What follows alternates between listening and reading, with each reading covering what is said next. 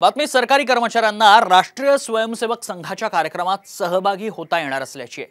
संघ शाखा आणि त्यांच्या कार्यक्रमांमध्ये सरकारी कर्मचाऱ्यांच्या सहभागावर गेली 6 दशकं बंदी घालण्यात आली होती।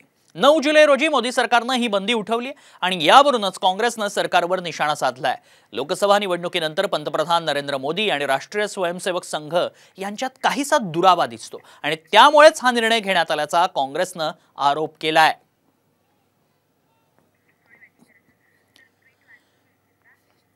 केंद्राच्या निर्णयावर काँग्रेसने टीकास्त्र डागलंय, मात्र सातत्यानं सरसंघचालक मोहन भागवत असतील, ऑर्गनायझर सारखं मासिक असेल, विवेक सारखं मासिक असेल, हे संघ विचारांचे जी मासिक आहेत त्यातनं सातत्यानं भाजपवर टीका केली जात होती आणि याचं खापर अजित पवारांवर देखील फोडलं गेल्याचं पाहायला मिळालं होतं। त्यामुळे संघ आणि भाजपत एक दरी निर्माण झाल्याचं पाहायला मिळत होतं।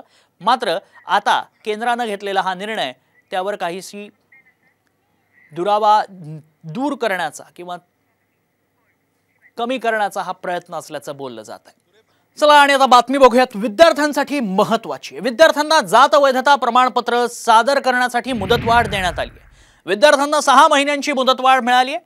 मुख्यमंत्री एकनाथ शिंदेंनी विद्यार्थ्यांना दिलासा दिलाय। जात वैधता प्रमाणपत्रासाठी अर्ज केल्याच्या दिनांकापासून 6 महिने मुदतवाढ देण्यात आली।